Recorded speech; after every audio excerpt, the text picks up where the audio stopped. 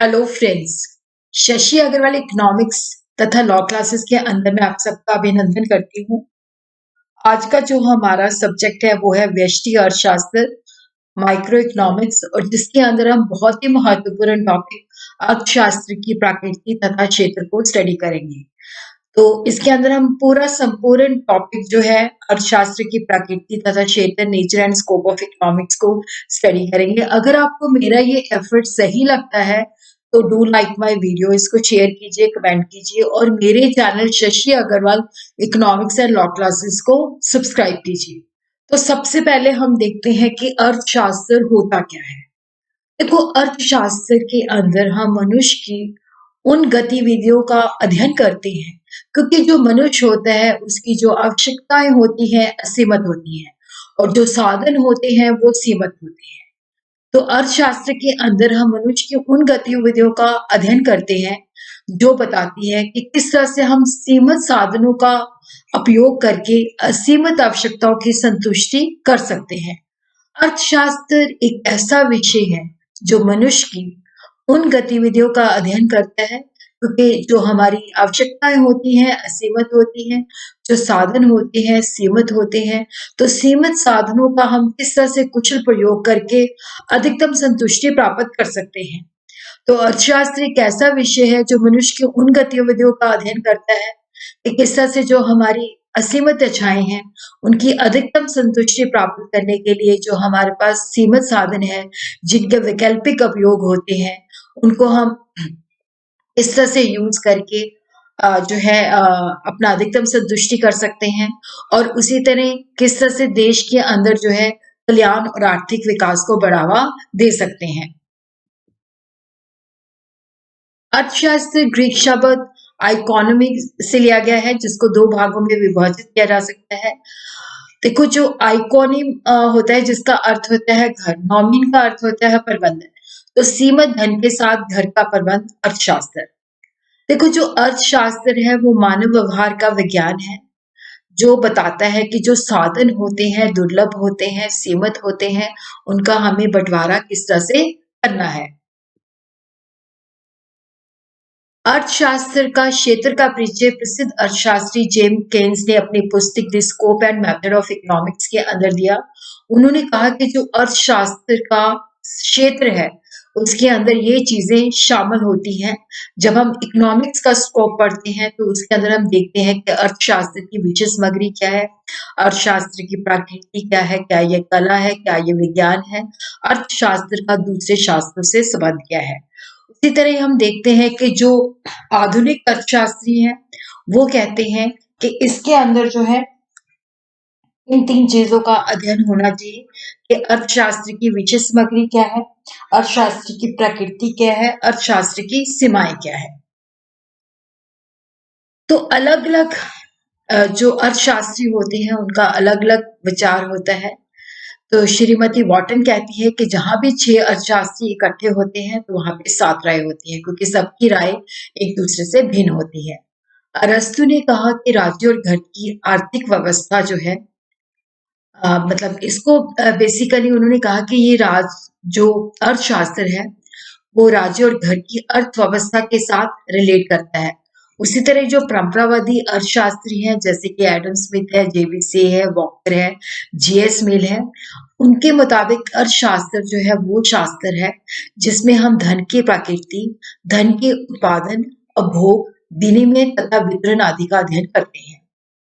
देखो, जो Adam Smith है उसके मुताबिक अर्थशास्त्र जो है राष्ट्रों के धन की प्रकृति तथा कारणों की खोज है। एडम स्मिथ के मुताबिक अर्थशास्त्र के अंदर हम केवल धन का ही अध्ययन करते हैं। और जो एडम स्मिथ ने अर्थशास्त्र की परिभाषा दी है उसने धन के अध्ययन को प्रथम तथा मनुष्य के अध्ययन को सेकेंडरी दिया है, गौण दिया है। अर्थशास्त्र का उद्देश्य अकॉर्डिंग टू एडम स्मिथ किसी देश में धन की मात्रा को बढ़ाना है। अर्थशास्त्र में धन का उपयोग, उत्पादन, विनिमय तथा वितरण का अध्ययन किया जाता है।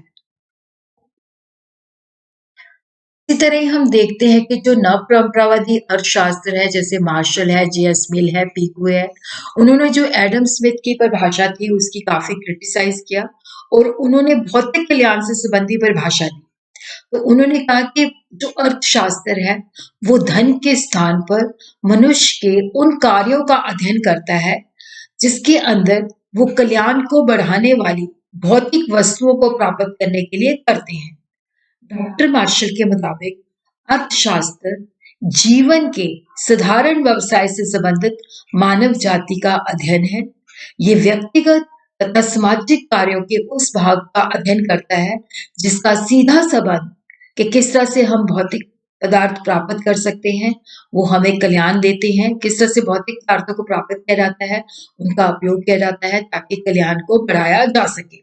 तो जो भौतिक कल्याण संबंधी परिभाषाएं हैं, उनमें अर्थशास्त्र में धन से अधिक मनुष्य के अध्ययन को महत्व दिया गया है। मनुष्य का महत्व धन से कहीं अधिक है। तो अकॉर्डिंग टू मार्शल, तो अर्थशास्त्र में केवल मनुष्यों की आर्थिक क्रियाओं का अध्ययन किया जाता है जो समाज में रहते हैं। Economics is a study of mankind in the ordinary business of life. It examines that part of the individual and social action which is mostly closely connected with the attainment with the use of material requisites of well-being. इसी तरह हम देखते हैं कि दुर्लभता संबंधी भी जो परिभाषा है वो हमें बताती है। जैसे मैग्नर, पीटर एंड स्टीगलर ने अपने विचार प्रकट किए हैं। तो प्रोफेसर पी रॉबिन ने an essay on the nature and significance of economics and science 1932 के अंदर हमें बताया कि जो साधन होते हैं वो दुर्लभ होते हैं, उनके वैकल्पिक उपयोग होते हैं। अर्थशास्त्र वो विज्ञान है जो विभिन्न उपयोगों वाले, क्योंकि साधन दुर्लभ होते हैं और उनके वैकल्पिक उपयोग होते हैं। तो अर्थशास्त्र वह विज्ञान है जो विभिन्न उपयोगों वाले दुर्लभ साधनों तथा उद्देश्यों से संबंध रखने वाले मानवीय व्यवहार का अध्ययन करता है। इकोनॉमिक्स जो है वो साइंस है that studies human behavior as a relationship between the ends and the scarce means which have alternate uses. अर्थशास्त्र की विशेष सामग्री का संबंध मनुष्य के उन कार्यों से है कि किस तरह से वो जो अपनी असीमित आवश्यकताओं को संतुष्ट करने के लिए, क्योंकि साधन जो है सीमित होते हैं, दुर्लभ होते हैं, तो दुर्लभ साधनों को प्राप्त करने के लिए प्रयत्न करते हैं और इन प्रयत्न के फलस्वरूप आर्थिक पदार्थ अथवा धन से जब किसी एक आवश्यकता की संतुष्टि हो जाती है तो उसका स्थान दूसरी आवश्यकता ले लेती है। इस प्रकार का अर्थ चक्र चलता ही रहता है और ये जो आर्थिक चक्र है ये अर्थशास्त्र का आरंभ भी है तथा अंत भी है। तो यहाँ पे हम देखते हैं कि ये हमारी इच्छाएं हैं जिनको पूरा करने के लिए हम कोशिश करते हैं और कोशिश से हम वेल्थ जनरेट करते हैं और उससे हम उस जरूरत को सेटिस्फाई करते हैं और उसकी जगह पे फिर दूसरी जरूरत आ जाती है। तो इस तरह से ये चक्कर चलता रहता है। तो ये अर्थशास्त्र का स्टार्ट भी है, आरंभ भी है तथा अंत भी है।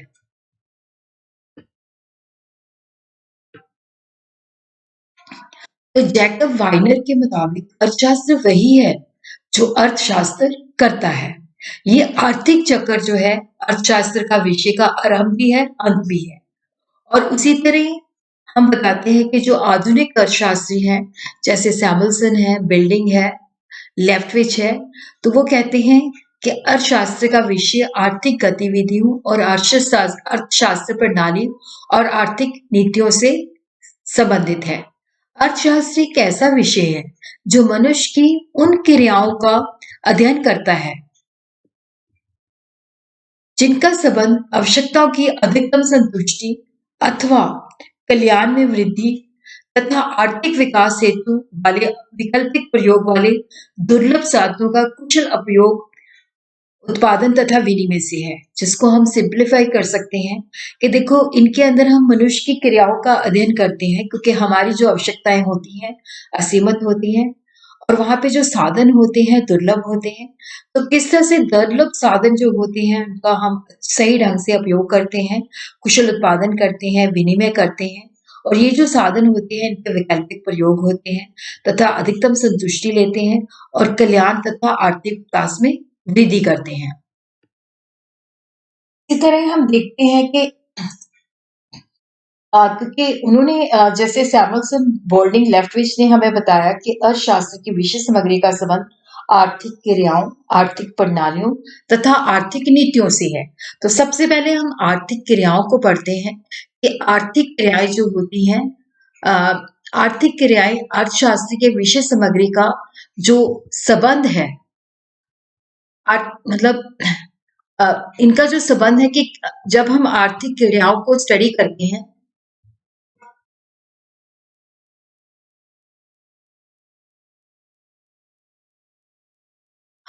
आर्थिक क्रियाएं अर्थशास्त्र की अंदर विषय सामग्री का संबंध जो है, बेसिकली जो अर्थशास्त्र का विषय सामग्री का संबंध आर्थिक क्रियाओं के अध्ययन से है। और इनका अध्ययन हम दो भागों में स्टडी कर सकते हैं कि आर्थिक क्रियाएं जो होती हैं वो किस तरह की होती हैं और आर्थिक क्रियाओं के उद्देश्य क्या होते हैं। तो सबसे पहले हम देखते हैं कि जो आर्थिक क्रियाएं हैं वो किस प्रकार की होती हैं। तो उसी तरह हम देखते हैं कि जैसे भोग है, अभोग वो आर्थिक क्रिया है जिसका मतलब होता है कि जब हमारी आवश्यकता होती है तो आवश्यकता को पूरी करने के लिए, उसकी प्रत्यक्ष संतुष्टि के लिए हम चीजों को उपयोग करते हैं। तो अभोग वो आर्थिक क्रिया है जिसका संबंध आवश्यकता की प्रत्यक्ष संतुष्टि के लिए वस्तुओं तथा सेवाओं का उपयोग किया जाता है। दूसरी जो आर्थिक क्रिया है वो है उत्पादन। उत्पादन वो आर्थिक क्रिया होती है जिसका संबंध वस्तुएं तथा सेवाओं की उपयोगिता या मूल्य में वृद्धि करने से होता है। इसी तरह हम देखते हैं कि जैसे हमने बिस्किट बनाना है तो वो एक उत्पादन प्रक्रिया है और जिसके लिए हमें बहुत सारी चीजों की आवश्यकता होती है। चीनी चाहिए होती है, मैदा चाहिए होता है, लेबर चाहिए होती है। तो इसी तरह जो उत्पादन के हैं 5 मुख्य साधन होते हैं। भूमि है, श्रम है, पूंजी है, उद्यम है तथा संगठन है। तो तीसरी जो है विनिमय है। देखो, विनिमय होता है जब चीजें बन जाती हैं तो उसको मुद्रा के द्वारा खरीदा और बेचा जा सकता है। तो विनिमय वो क्रिया है जिसका संबंध किसी वस्तु या उत्पादन के साधन के खरीद और बेच से है। और जो खरीदना और बेचना है, जो कर और विक्रय है, वो ज्यादातर मुद्रा के द्वारा किया जाता है। इस क्रिया को कीमत निर्धारण कहा जाता है। और कीमत निर्धारण को हम दो भागों में स्टडी कर सकते हैं। वस्तु कीमत निर्धारण, इसका होता है कि बाजार के अंदर कौन सा स्ट्रक्चर है, पूर्ण प्रतियोगिता है, अपूर्ण प्रतियोगिता है, एकाधिकार है, तो उसके अंदर किस तरह से कीमत निर्धारण होती है। दूसरा है साधन कीमत निर्धारण। इसका मतलब होता है कि जो उत्पादन के साधनों की कीमत किस तरह से निर्धारित होती है। जैसे भूमि की कीमत लगान होती है, श्रम की कीमत मजदूरी होती है, पूंजी की कीमत ब्याज होती है तथा उद्यमी को लाभ मिलता है। तो इस क्रिया को वितरण भी कहा जाता है। इसी तरह प्रोफेसर चैंपमैन कहते हैं कि अर्थशास्त्र जो है वो ज्ञान की वो शाखा है कि जो धन है उसको किस तरह से हम भोग कर सकते हैं, किस तरह से उत्पादन कर सकते हैं, किसी तरह से विनिमय कर सकते हैं, किस तरह से वितरण करते हैं। तो उन चीजों को स्टडी किया जाता है। उसी तरह हम देखते हैं कि आर्थिक क्रियाओं का उद्देश्य क्या है। तो रैगनर फिश ने कहा कि आर्थिक क्रियाओं के दो मुख्य उद्देश्य हैं। एक है साधनों का उचित बंटवारा तथा साधनों का पूर्ण उपयोग। साधनों के उचित बंटवारे का अध्ययन हम माइक्रो इकोनॉमिक्स के अंदर करते हैं, व्यष्टि अर्थशास्त्र के अंदर करते हैं। साधनों के पूर्ण उपयोग का अध्ययन हम मैक्रो इकोनॉमिक्स, समष्टि अर्थशास्त्र के अंदर करते हैं। व्यष्टि अर्थशास्त्र, रैगनर फिश ने कहा कि जो अर्थशास्त्र है वो दो प्रकार का होता है। एक व्यष्टि अर्थशास्त्र होता है, दूसरा समष्टि अर्थशास्त्र होता है। जब हम व्यष्टि अर्थशास्त्र को स्टडी करते हैं तो इसके अंदर एक आर्थिक इकाई या उसके छोटे समूह की आर्थिक क्रियाओं का अध्ययन किया जाता है। तो इसके अंदर मांग किस तरह से, मांग, लॉ ऑफ डिमांड, उत्पादन का सिद्धांत, उत्पादन फंक्शन, कीमत किस तरह से निर्धारित होती है, साधन का कीमत किस तरह से निर्धारित होता है, वितरण, आर्थिक कल्याण का अध्ययन किया जाता है। लेकिन जब समष्टि अर्थशास्त्र होता है तो यहाँ पे हम विभिन्न आर्थिक क्रियाओं का सामूहिक रूप से अध्ययन किया जाता है। इसके अंदर जो पूरी अर्थव्यवस्था होती है उसके दृष्टिकोण से जो प्रॉब्लम होती है उसका अध्ययन किया जाता है। तो इसके अंदर जैसे हम अध्ययन करते हैं राष्ट्रीय आय, पूर्ण रोजगार, कीमत का स्तर क्या है, मंदी है, तेजी है, अंतर्राष्ट्रीय व्यापार, सार्वजनिक वित्त, आर्थिक विकास, व्यापार चक्र, राष्ट्रीय आय के वितरण सिद्धांत आदि का अध्ययन किया जाता है।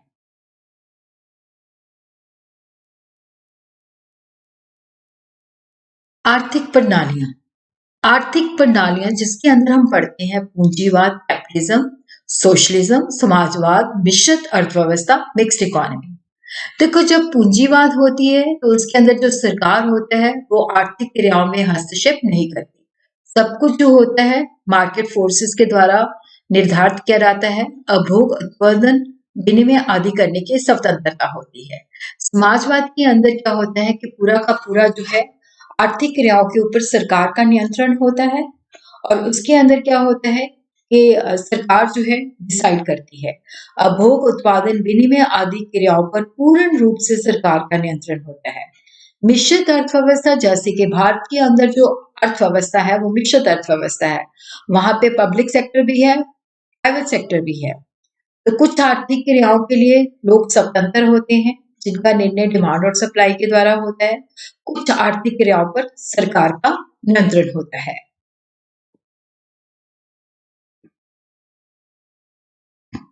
इसी तरह हम स्टडी करते हैं आर्थिक नीतियां। तो जो आर्थिक नीतियां होती हैं उसका होता है कि जैसे बेरोजगारी है, ठीक है, अर्थव्यवस्था के अंदर कीमत में वृद्धि हो रही है, गरीबी है, मंदी है, उन सारी समस्याओं को निपटने के लिए इन्फ्लेशन है, सरकार किस तरह से आर्थिक नीतियां बनाती है।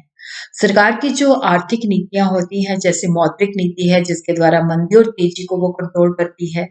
राजस्व नीति है जिसके द्वारा गवर्नमेंट का एक्सपेंडिचर तथा रेवेन्यू को वो कंट्रोल करती है। कीमत नीति है, आर्थिक योजना किस तरह से बनाती है। अंतर्राष्ट्रीय तरलता जो है, तो ये सारी नीतियां जो होती हैं ऐसी समस्याओं को सुलझाने के लिए होती हैं। तो अर्थशास्त्र की जो विशेष सामग्री है जिसके अंदर अर्थव्यवस्था या आर्थिक प्रणाली की प्रकृति तथा व्यवहार को हम स्टडी करते हैं। तो अर्थशास्त्र का जो मुख्य विषय है जिसके अंदर जो अर्थव्यवस्था के अंदर समस्याएं होती हैं उनकी जांच की जाती है, पड़ताल की जाती है तथा किस तरह से उनको उनका समाधान निकालना है। तो अर्थशास्त्र का मुख्य विषय अर्थ समस्याओं की जांच पड़ताल तथा उनके विषय में सुझाव देना है। अब हम देखते हैं अर्थशास्त्र की प्रकृति क्या है। क्या अर्थशास्त्र जो है विज्ञान है, कला है, अथवा विज्ञान तथा कला दोनों ही है। तो सबसे पहले हम देखते हैं क्या अर्थशास्त्र विज्ञान है। तो इसके अंदर हम देखते हैं विज्ञान किसे कहते हैं। अगर यदि ये विज्ञान है तो क्या ये वास्तविक विज्ञान है या आदर्शतमिक विज्ञान है या दोनों ही है। विज्ञान जो है लैटिन भाषा के शब्द स्कार्ड से लिया गया है जिसका अर्थ होता है जानना। किसी विषय को जानने के लिए उसे समझने तथा उसके संबंधित उसके कार्यों और उसके प्रभावों, उसके कारण क्या है, उसके प्रभावों का प्रभावों का वर्णन करने के योग्य होना, उसको हम कहते हैं कि विज्ञान है। तो विज्ञान जो है ज्ञान का कर्म बंधु रूप है। कर्म बंधु का रूप होता है कि चीजों को हम सिस्टमैटिक मैनर में करते हैं। जो कोई भी विशेष घटना होती है उसका कारण क्या है, उसका परिणाम क्या है, तो उसके आपसी संबंध को प्रकट करता है। जैसे एप्पल ने लॉ ऑफ ग्रेविटेशनल खोजा था कि चीजें जो है जमीन पे क्यों गिरती हैं ऊपर से, क्योंकि उसके अंदर धरती के अंदर ग्रेविटेशनल फोर्स होती है। तो विज्ञान के अंदर हम कारण क्या है, उसका परिणाम क्या है, उन चीजों का हम अध्ययन करते हैं। अर्थशास्त्र की प्रकृति जो है, क्या ये विज्ञान है, क्या ये कला है, क्या ये दोनों ही है। अगर ये विज्ञान है तो क्या ये वास्तविक विज्ञान है, क्या ये आदर्शतमिक विज्ञान है। तो यहाँ पे हम देखते हैं विज्ञान की विशेषताएं क्या है। तो विज्ञान की जो विशेषताएं हैं जिसके अंदर क्या होता है, कोई भी समस्या है तो उसके लिए हम तथ्यों को इकट्ठा करते हैं, फिर तथ्यों को मापने की कोशिश करते हैं। तत्वों को इकट्ठा करके उनको मापा जाता है, फिर उनकी व्याख्या की जाती है जिसके अंदर देखा जाता है इसके कारण क्या है, इसके परिणाम क्या है, और इसका जो है सिस्टमैटिक मैनर में अध्ययन किया जाता है। क्या कारण है, क्या परिणाम है, इसके बाद आर्थिक नियम बनाए जाते हैं। जैसे यहाँ पे हम देखते हैं कि अर्थशास्त्र के अंदर मांग तथ्य, जो कारण होते हैं उनको सिस्टमैटिक मैनर के अंदर जो है स्टडी किया जाता है, जिसके बेसिस पे लॉ ऑफ डिमांड जो होता है उसको बनाया जाता है। तो विज्ञान की ये अंतिम विशेषता होती है कि वैज्ञानिक नियमों को वास्तविक जीवन में लागू करके ये जानकारी प्राप्त की जाती है कि ये ठीक है या नहीं है, अर्थात तत्वों के अनुकूल है या नहीं है। तो विज्ञान जो होता है दो प्रकार का हो सकता है, सामाजिक विज्ञान तथा प्राकृतिक विज्ञान। तो प्रोफेसर सेलिगमैन के मुताबिक जो विज्ञान होता है दो प्रकार का होता है, सामाजिक विज्ञान तथा प्राकृतिक विज्ञान। देखो यहाँ पे जो हमारा अर्थशास्त्र है एक सामाजिक विज्ञान है, क्योंकि इसका संबंध मनुष्यों से है। जबकि जो प्राकृतिक विज्ञान है, जो कि भौतिक शास्त्र, रसायन, केमिस्ट्री आदि प्राकृतिक विज्ञान है, क्योंकि इनका संबंध निर्जीव पदार्थों से होता है।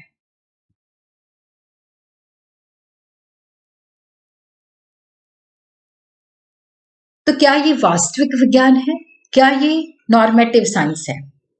देखो, जब हम कहते हैं कि जो अर्थशास्त्र है वो एक वास्तविक विज्ञान है।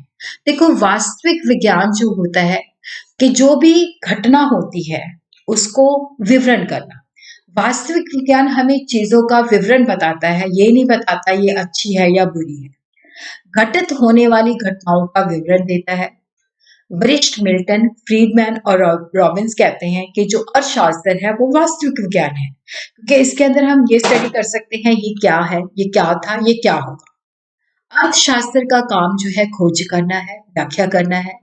उसका कार्य किसी चीज को समर्थन देना या आलोचना करना नहीं है। इसका मतलब होता है कि जो चीज जैसी है उसको वैसे ही फैक्ट बताए जाते हैं। ये नहीं बताया जाता कि ये सही है या गलत है।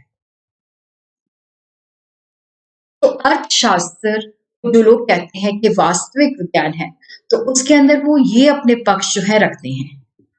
देखो, ये ज्यादा लॉजिकल है, क्योंकि जब हम नॉर्मेटिव की बात करते हैं तो वहां पे मनुष्य जो होता है इमोशनल हो जाता है, जिसकी वजह से क्या होता है कि सही विवरण नहीं दे पाता। और उसी तरह हम देखते हैं कि ये जब हम वास्तविक विज्ञान की बात करते हैं, क्योंकि प्रत्येक समस्या का जो वास्तविक तथा आदर्शतम एक पहलू होता है वो अलग अलग होता है। उसी तरह यदि इनका अध्ययन अलग अलग तरीके से किया जाता है, जैसे श्रम विभाजन है तो उसके लाभ प्राप्त होंगे। तो श्रम विभाजन के एक कार्य को कई भागों में बांटा जाता है, तो प्रत्येक भाग को अलग अलग श्रमिक करते हैं, तो वो अपने कार्य में बहुत कुशल हो जाते हैं। तो उसी तरह क्या होता है कि यदि अर्थशास्त्र केवल आर्थिक क्रियाओं की वास्तविकता का अध्ययन करेंगे तो क्या लक्ष्य होने हैं, तो डेफिनेटली वो अपने कार्य को अच्छे तरीके से कर सकते हैं। और उसी तरह हम देखते हैं कि अगर अर्थशास्त्र में केवल आर्थिक क्रियाओं की वास्तविकता का ही अध्ययन किया जाए तो अर्थशास्त्र के अंदर मतभेद कम होगा और अधिक समरूपता होगी। और उसी तरह क्या होता है कि यहाँ पे जब इसका पॉजिटिव जो होता है वो हम स्टडी करते हैं, तो इससे क्या होता है कि जो होती है तटस्थता होती है, बायसनेस नहीं होती।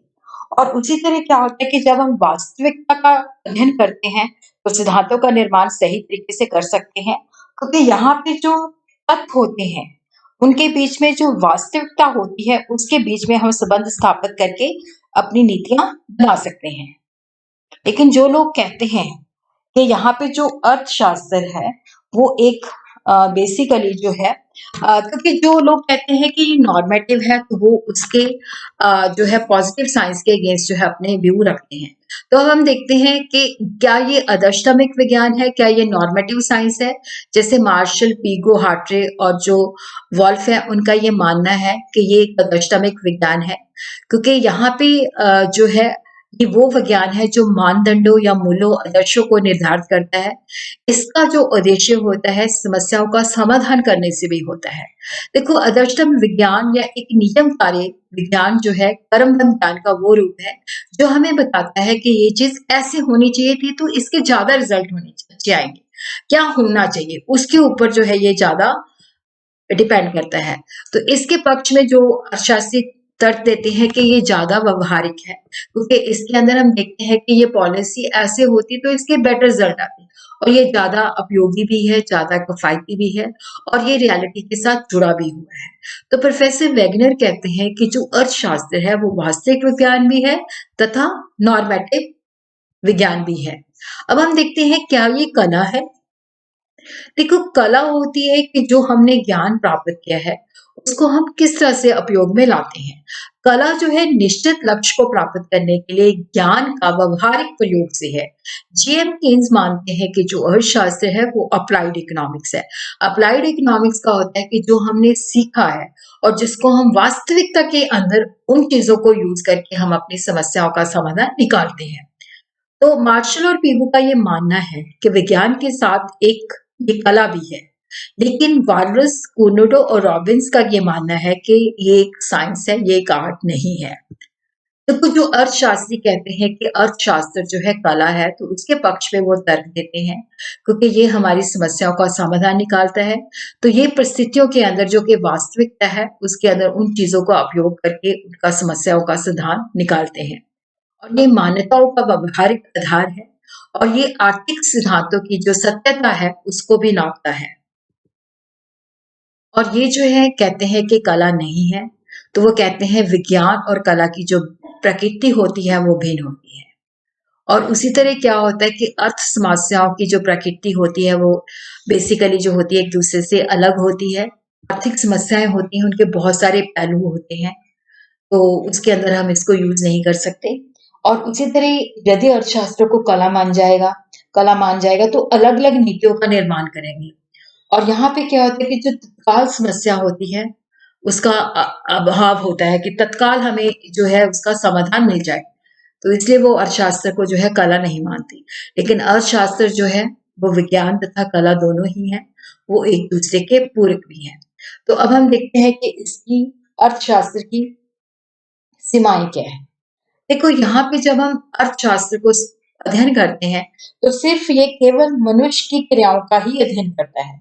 जैसे इसके अंदर हम पशु पक्षी निर्जीव पदार्थ जो होते हैं उनको हम स्टडी नहीं करते और इसके अंदर सिर्फ वास्तविक मनुष्य का अध्ययन करते हैं।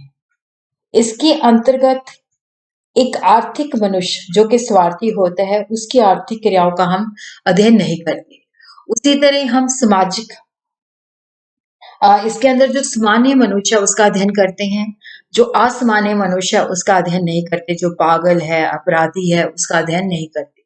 और उसी तरह यहाँ पे अर्थशास्त्रों की इसकी सीमा के विषय में भी मतभेद पाया जाता है। देखो कुछ लोग कहते हैं कि अर्थशास्त्र केवल उन्हीं मनुष्य के कार्यों का अध्ययन करता है जो समाज में रहता है। ठीक है, लेकिन कुछ लोग कहते हैं कि हमें उन सबका अध्ययन करना चाहिए जो समाज में रहते हैं चाहे नहीं रहते हैं। और उसी तरह है कि यहाँ पे जो बेसिकली आर्थिक देखो यहाँ पे जो अर्थशास्त्र में मनुष्य की केवल उन्हीं आर्थिक क्रियाओं का अध्ययन किया जाता है जिनका संबंध सीमित साधनों अर्थात धनी के साथ होता है। अर्थशास्त्र केवल एक सामाजिक विज्ञान तथा कला है। तो ये एक सामाजिक विज्ञान है, ये वास्तविक भी है तथा आदर्शतमिक भी है। परंतु अर्थशास्त्र लक्ष्य निर्धारित नहीं करता, ये जो लक्ष्य होते हैं राजनीतिक निर्धारित करते हैं।